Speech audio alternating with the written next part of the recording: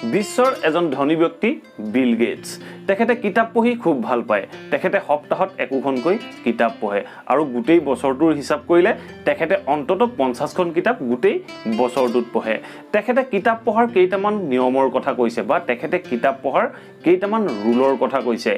এই ৰুল কেইটাৰ কথা আপোনালোকক ক'বৰ বাবে আজি এই ভিডিঅটো প্ৰস্তুত কৰিলো নমস্কাৰ মই নবদৰা আপোনালোকক আজি কম বিল গেটছ আৰু বিল গেটছৰ কিতাপ পঢ়াৰ থিওৰিৰ ওপৰত গতিকে আহক এতিয়া ভিডিঅটো আৰম্ভ কৰো বিল গেটছৰ সম্পূৰ্ণ নাম উইলিয়াম হেনৰি গেটছ তেখেতৰ প্ৰপাৰ্টি হিচাপ আমি এনে ধৰণে লগাব পাৰো বিশ্বৰ প্ৰত্যেকজন মানুহক যদি তেখেতে $10 কৈ অনুদান কৰে তাৰ পিছতো তেখেতৰ হাতত $30 মিলিয়ন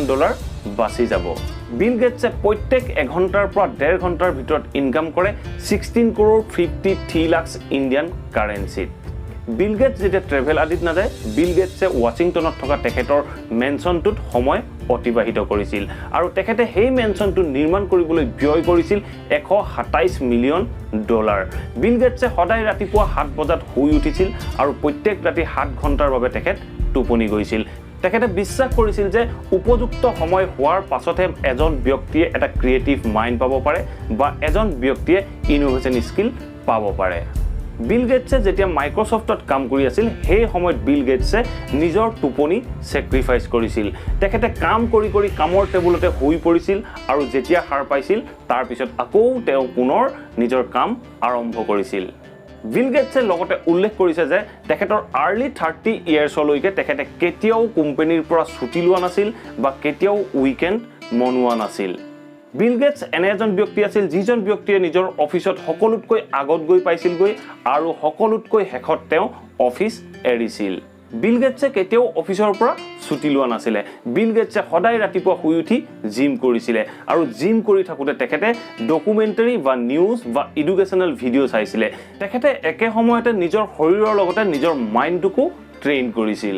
জিমৰ পৰা ওলাই বিল গেটছে বিভিন্ন নিউজ পেপাৰ পঢ়িছিল নিউজ পেপাৰৰ জৰিয়তে তেখেতে দেশ বিদেশৰ খবৰ ৰাখিব পাৰিছিল বা বৰ্তমান সময়ত দেশত কি হৈ আছে কি নাই হোৱা সকলোবোৰ কথা তেওঁ জানিব পাৰিছিল বিল গেটছে অফিচলৈ গৈ ইম্পৰ্টেন্ট মিটিংবোৰ এটেন্ড কৰিছিল বা যিবোৰ ইম্পৰ্টেন্ট মেইল আছিল সেই মেইলবোৰ পঢ়িছিল বা তেখেতে ষ্টাফৰ লগত ইম্পৰ্টেন্ট ৰিসাৰ্চ কৰিছিল যিবোৰ তেখেতৰ বিজনেস বা তেখেতৰ প্ৰডাক্টিভ কামত ইউজ কৰিব পাৰে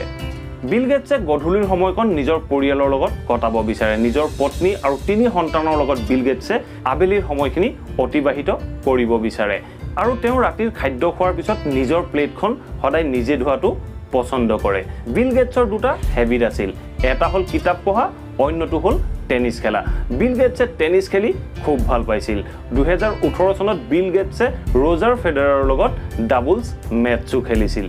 বিল গেটছে কিতাপ পঢ়াৰ 3টা ৰুল ফলো কৰে তেখেতে বিশ্বাস কৰে যে কিতাপ পঢ়োতে সেই 3টা ৰুল বিশ্বৰ প্ৰত্যেকজন ব্যক্তিয়ে ফলো কৰিব লাগে সেই ৰুল কেইটা কি আহক এতিয়া জানি লওঁ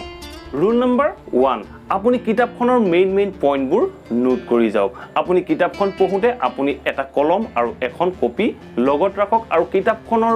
মেইন পইণ্ট বা ইম্পৰ্টেন্ট পইণ্ট কেইটা আপুনি নোট কৰি যাওক আপুনি ভৱিষ্যতে যদি সেই কিতাপখনৰ পৰা আকৌ এবাৰ জ্ঞান ল'বলগীয়া হয় বা কিতাপখনৰ পৰা আপোনাৰ জ্ঞান ল'বলগীয়া থাকে তেনে ক্ষেত্ৰত আপুনি মেইন পইণ্ট কেইটা চাই কিতাপখনৰ জ্ঞানখিনি ল'ব পাৰিব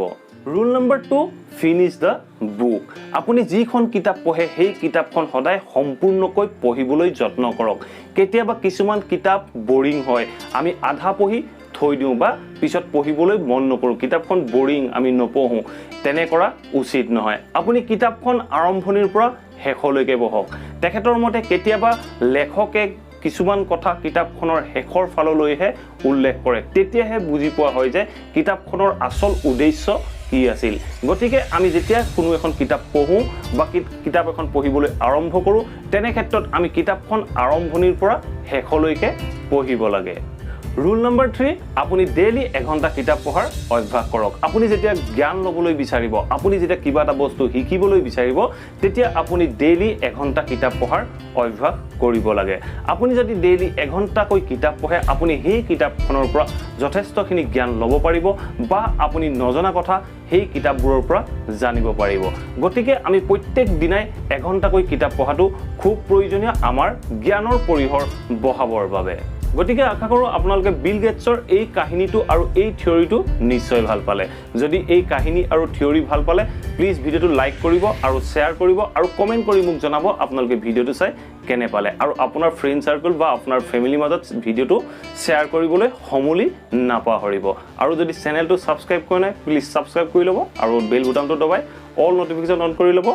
যাতে মোৰ আপকামিং ভিডিঅ'খিনিৰ নটিফিকেশ্যন আপোনালোকে টাইম মতে পাই থাকে মই এনে ধৰণৰ ভিডিঅ' আপোনালোকৰ বাবে প্ৰায়ে আনি থাকিম থ্যাংক ইউ ফৰ ৱাচিং দিছ